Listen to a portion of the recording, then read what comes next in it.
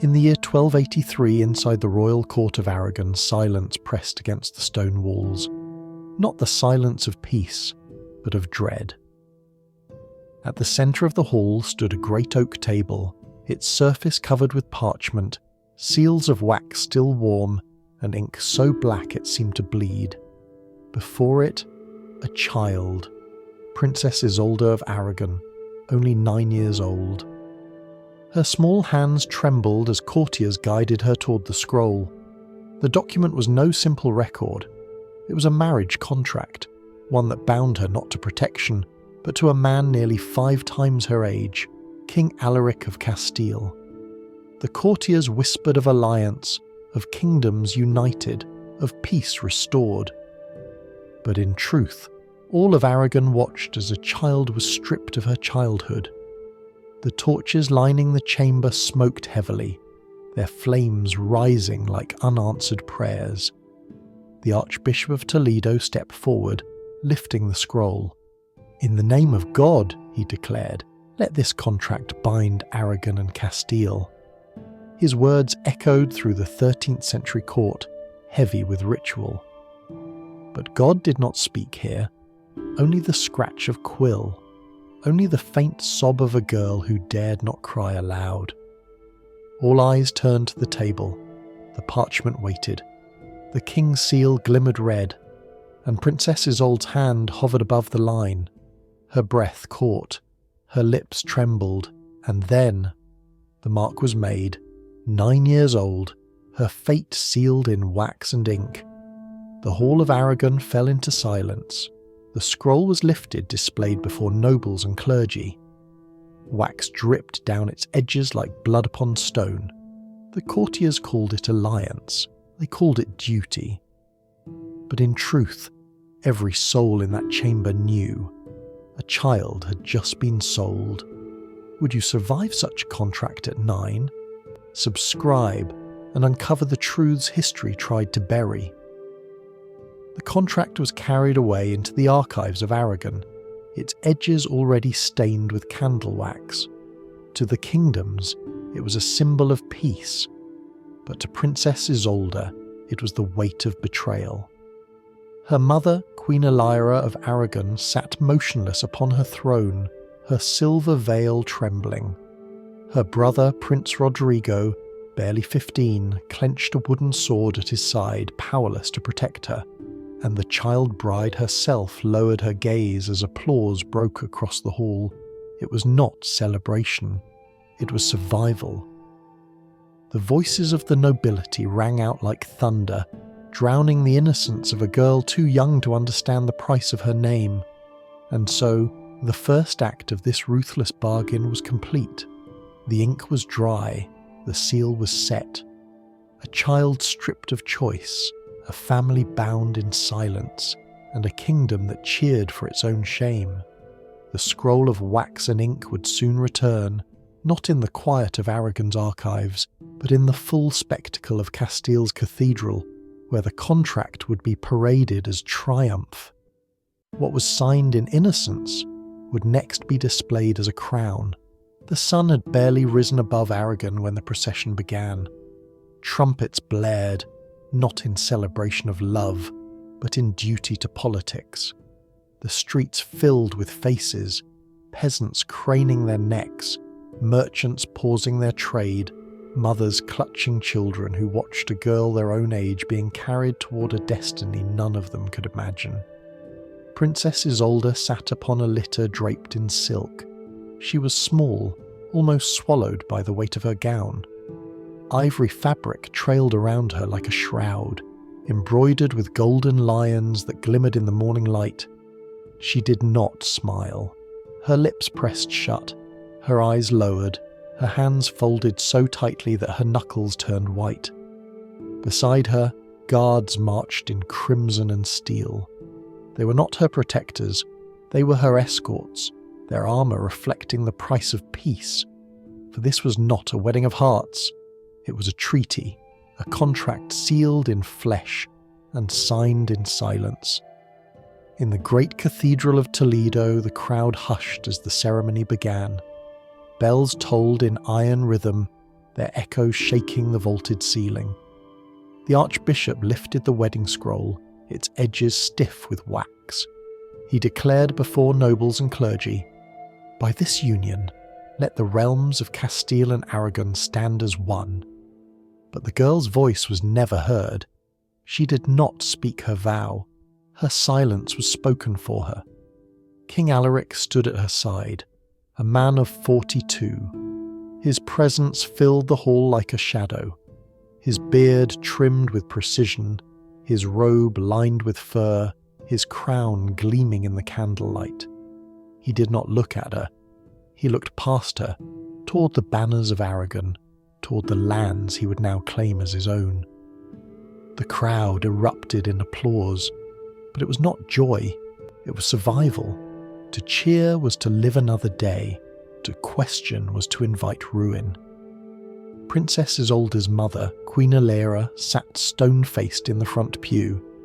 Her silver veil shimmered in the dim light, her hands folded as if in prayer, but her eyes glistened with a truth she could not speak, a truth every mother in that hall understood. Her daughter was not a bride. She was a sacrifice. Behind her, Rodrigo shifted uneasily. At 15, he longed to shout, to rise, to strike his wooden sword against the stone floor and defy the ceremony. But his father's hand on his shoulder reminded him that silence was safer than bravery. The vows were pronounced. The scroll sealed once more. The union declared holy by the church, sacred by the crown, and irreversible by law. Yet every candle in that cathedral flickered as though it knew the truth, that what had been called holy was nothing more than ruthless calculation written in ink. Isolde's veil slipped slightly as she was turned toward the congregation. Her eyes flickered upward for the briefest moment. They did not plead. They did not hope.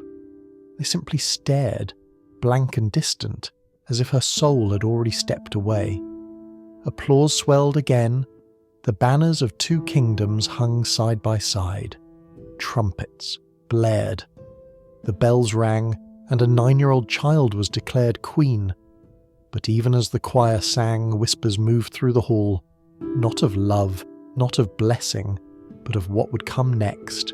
The chamber, the bed, the sheets prepared to prove her union in the most brutal way. And so the ceremony ended not with joy, but with dread. A marriage of thrones, a contract of crowns, and a child led toward a night she could never escape. By the autumn of 1283, the royal palace of Castile glowed with torchlight. Servants hurried across its stone corridors, carrying bowls of incense, garlands of roses, and bolts of velvet. They were not preparing for a feast, nor for a coronation. They were preparing a bed. At the heart of the palace stood the bridal chamber. Curtains of red velvet hung against the cold, and in the centre rose a bed draped in ivory sheets, embroidered with golden thread. Fresh flowers were scattered across the fabric, their scent heavy in the air. But beauty here was not meant for love. It was meant to mask cruelty. Into this chamber was led Princess Isolde of Aragon, 9 years old. Her gown dragged behind her, heavier than her small frame. She did not look up. Her hands twisted against the silk. Each step pulled her deeper into the palace, further away from the life of a child. Walking beside her was Lady Mirren, her lady-in-waiting. In her palm she hid a rosary, her lips whispering prayers too faint to hear. She dared not speak comfort. Walls in Castile carried whispers back to the king. Inside the chamber, King Alaric of Castile already waited. He sat on the edge of the bed, his crimson robes spilling like wine over the floor. His eyes did not rest on the girl. They lingered on the memory of the contract signed in Aragon's court, the parchment that now demanded proof in flesh and fabric. When the heavy doors closed, the sound rang like a sentence. Servants withdrew. Silence swallowed the room. Isolde's fingers brushed the sheet. The fabric was cold, its gold thread scratching against her skin. She did not understand why the cathedral had cheered hours earlier, She only knew the silence of a room where expectation pressed heavier than any crown. Outside, in the corridors of Castile's palace, servants waited uneasily. They knew what would happen. They knew that by dawn the ivory sheets would no longer be clean. They would be displayed before nobles as proof of alliance, proof of union, though in truth, proof of cruelty. Elsewhere in the palace, Queen Elira of Aragon pressed her veil against her lips to stifle the cry she dared not release. Every mother in that hall of stone knew what the night demanded, but none could stop it. When morning came, the chamber doors opened. Servants entered and carried the sheets away. Their faces were pale, their lips sealed. But the rumours spread before the sun had fully risen. The fabric bore its mark. In the great hall of Castile, the sheets were lifted high.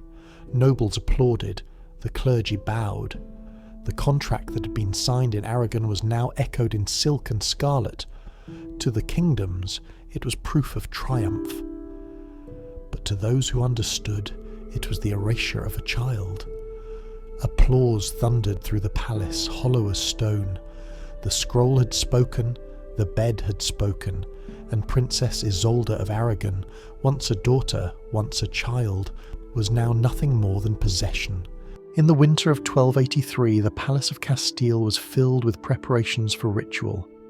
Banners of Aragon and Castile still hung side by side, but behind the velvet curtains, a quieter battle unfolded. A battle fought not with swords, but with a mother's voice. Queen Elira of Aragon entered the council chamber draped in her silver veil. Her face was pale, her eyes ringed with sleeplessness. She bowed not before kings, but before men who now measured her daughter's life in contracts and treaties. "Delay the union," she begged. Her voice was steady, though grief cracked beneath it. "She is 9 years old. She cannot bear this. Grant her time." The silence that followed was heavier than stone. The nobles of Castile avoided her gaze. The Archbishop Tomas cleared his throat, his ink-stained quill resting upon the marriage scroll. "Your Grace," he answered, "the contract is sealed. To delay is to insult both realms. The word of God has blessed it." But Queen Elira knew it was not God's will that silenced her. It was politics. It was men in robes who weighed kingdoms above children. She pressed forward, gripping the edge of the oak table. Her silver veil brushed the parchment. "God does not ask for the blood of children," she whispered. But even those words were dangerous. The courtiers shifted. Some pitied her. Others saw only weakness.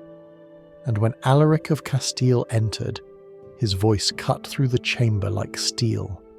"The contract will not be undone. Not by a queen, not by a mother, not by anyone." The veil slipped from Elira's shoulders as she fell back. Its silver edge caught against the seal, tearing slightly. A faint rip, so small it might have gone unnoticed, but to her it was a wound. The veil that once symbolized her dignity now hung torn, like the bond between mother and child. That night, Queen Elira knelt in the chapel of Castile. Her torn veil pooled around her like spilled light. The candles flickered against her face, and though her lips moved, no sound escaped. She prayed without words, for words had already been stolen. Princess Isolde was brought before the altar again, this time not for vows but for blessing. The Archbishop raised his hands, chanting verses that drowned the girl's silence. She stood motionless, her braid wrapped with pearls, her eyes fixed on the stone floor. Each word spoken over her erased another piece of her childhood. From the pews, Queen Elira's tears finally fell. But she didn't rise, she didn't shout, for she knew that a mother's protest had no power here. Her daughter was property of kingdoms now, and so the silver veil became her only voice, a symbol of what had been broken. It had been torn once in the council hall, and that tear lingered, carried into every ritual that followed. When nobles looked upon her, they saw not a queen's dignity, but a mother's wound visible in silk. The applause that filled the cathedral rang hollow once again. The scroll was raised high, the blessing declared complete, and Queen Elira of Aragon lowered her head, knowing she'd failed. She was a queen who could not protect, a mother silenced by politics, and her torn veil whispered louder than any prayer ever could. By the closing months of 1283, the court of Castile glittered with banquets and parades. Nobles toasted to the new alliance, their goblets raised high beneath chandeliers of gold. But not all voices in the palace spoke in celebration. One voice, still young, still unbroken, dared to tremble against the silence. Prince Rodrigo of Aragon, 15 years old, brother to Princess Isolda, stood among the courtiers as the marriage was proclaimed again in ritual.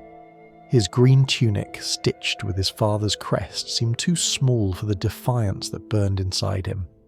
For days he had watched his sister carried from chamber to chamber like an offering.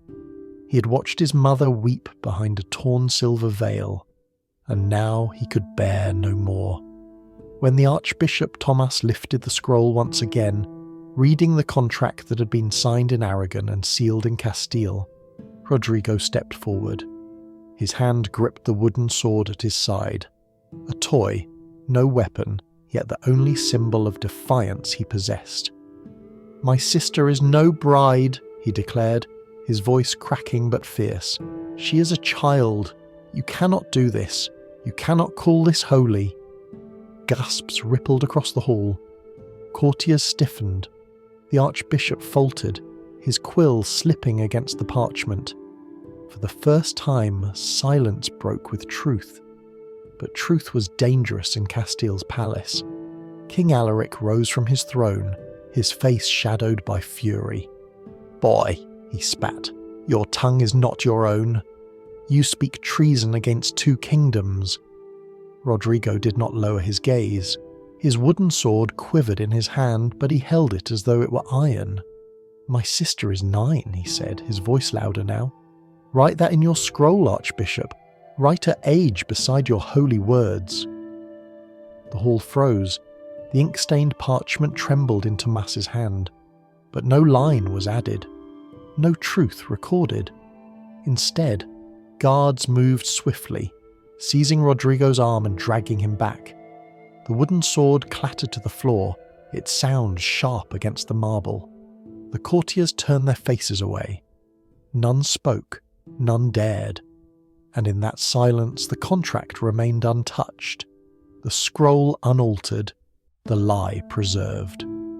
Rodrigo was forced to his knees before the throne. King Alaric leaned forward, his crimson robe falling around him. "You will remain silent," he said coldly, "or your blood will be the price of your sister's crown." The boy's jaw tightened. His eyes burned with the rage of every brother powerless to protect. He wanted to rise.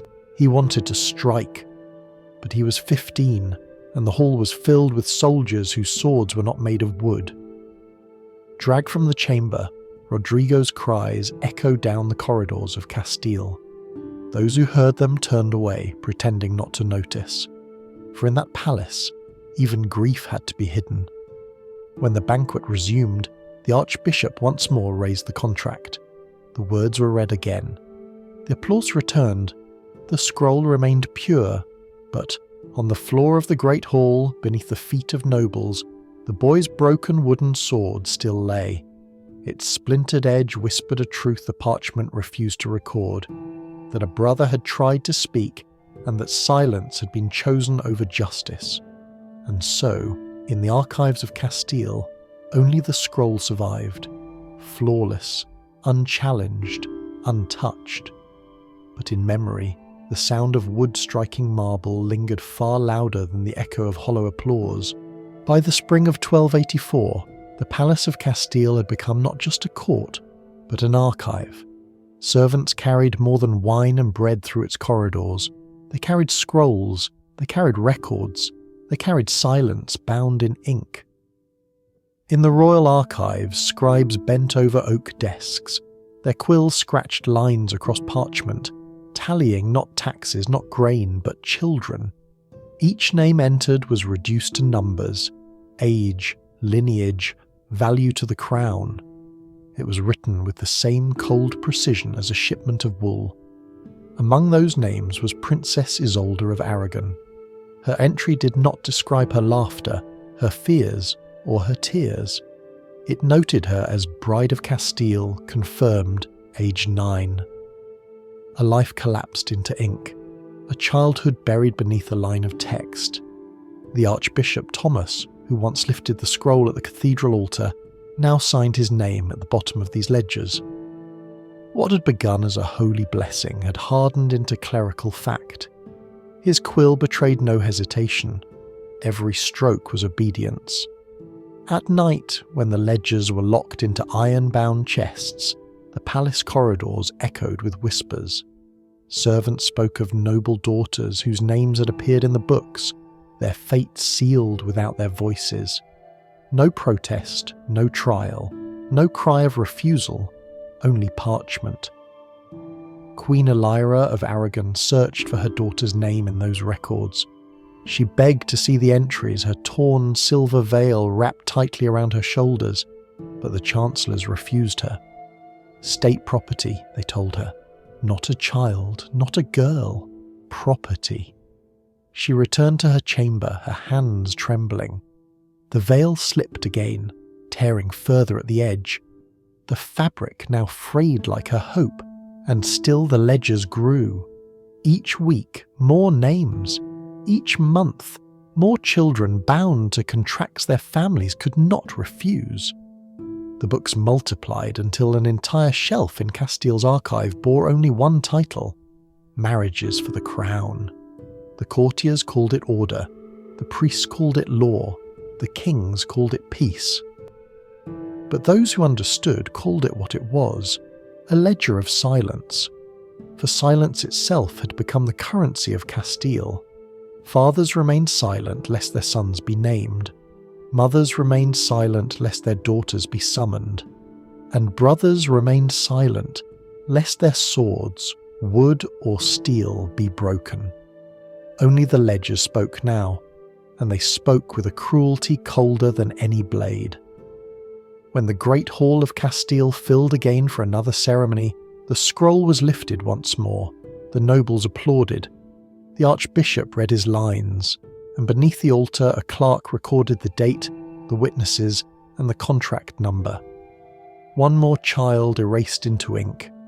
Princess Isolde stood there, her eyes hollow, her veil heavy, her presence nothing more than an entry in a book. The applause around her rang, but it did not belong to her. It belonged to the silence she'd been forced to carry. And so the scroll that once sealed her fate had given birth to something even darker, an archive, a system, a machine of silence. The parchment did not burn, the ink did not fade, the ledger endured, long after voices had been erased, long after innocence had been buried. By the summer of 1284, silence had spread through the halls of Castile like a second language. It lived in the corridors where fathers averted their eyes. It lived in the chapels where mothers prayed but never spoke. And it lived in the archives where children's names slept inside ledgers like prisoners who would never be freed. But silence carried a cost. Queen Elira of Aragon no longer lifted her voice in council. Her silver veil, once torn in defiance, now hung in tatters across her shoulders. Every thread spoke of battles lost without ever being fought. She moved like a shadow, her hands always folded, her eyes fixed on the ground. The mother who had once begged for her daughter's childhood had been turned into a relic of grief. Prince Rodrigo, once the boy who dared to raise his wooden sword, now sat at banquets with his jaw clenched, his words gone. He had not been killed. But silence had killed him all the same. For what voice remained to a brother whose defiance had been struck from the record, whose protest was never inked into the scroll? and Princess Isolde of Aragon, the child at the centre of it all, walked the palace as though she were invisible. Her name was still spoken in ritual, in documents, in ceremonies, but never in truth. Her laughter was gone. Her tears had no sound. She had become what the contract demanded, not a daughter, not a child, but a crown with a pulse. The Archbishop Thomas read the scrolls again and again, his voice smooth, his hand steady. But when he lowered his eyes to the ledger, he too saw the truth. That silence had cost Rome its innocence, Castile its mercy, and Aragon its child. Yet still he wrote, still he signed, for silence had bound him too. In the taverns of Toledo, whispers spread among the common people. They spoke of the little Queen of Aragon, married too young, broken too soon. But they whispered only in corners, only behind closed doors, because even a word of pity carried danger, and so even the people paid the price of silence. In the palace archives, one line in the ledger summed it all. Bride of Castile, confirmed. No objections recorded. No objections recorded. Not because none existed, but because every voice had been forced into stillness. The silver veil torn, the wooden sword broken, the sheets paraded, the scroll preserved, the ledger sealed. Each symbol carried the same truth, that silence had won. But silence is not victory. It is rot. It spreads through families, through kingdoms, through history itself. It leaves scars that cannot be written away, no matter how many times parchment is sealed with wax. And so the price of silence was not only the suffering of a child, it was the hollowing of a kingdom. For when mothers cannot speak, when brothers cannot protect, when priests record lies, and when kings demand obedience above mercy, then even the greatest kingdoms collapse, not from enemies at their gates, but from the silence that rots them from within. The ink on a scroll, the stain upon a sheet, the tear in a veil, the splinter of a sword, the line in a ledger, each was called proof, each was called law, but each was, in truth, a wound. By the end of 1284, the marriage between Aragon and Castile stood as triumph in the eyes of kings. Yet behind the banners, what remained was silence. A silence that smothered mothers, broke brothers, and turned a child into property. History remembers the treaty. It remembers the crowns. But it rarely whispers of the girl who pressed her trembling hand to parchment, or the mother whose veil tore as she begged for mercy, or the brother whose wooden sword cracked against marble. This is the price of silence. Not only the loss of innocence, but the slow death of a kingdom's soul. And when we look back on these contracts written in wax and ink, we must ask, what else has history recorded as triumph, when in truth it was tragedy? Would you have survived such a contract at 9? If this story unsettled you, if it made you question the bargains buried in history, then do not let silence win again. Like this video, share it, and subscribe, so together we can keep unearthing the truths that history tried to bury.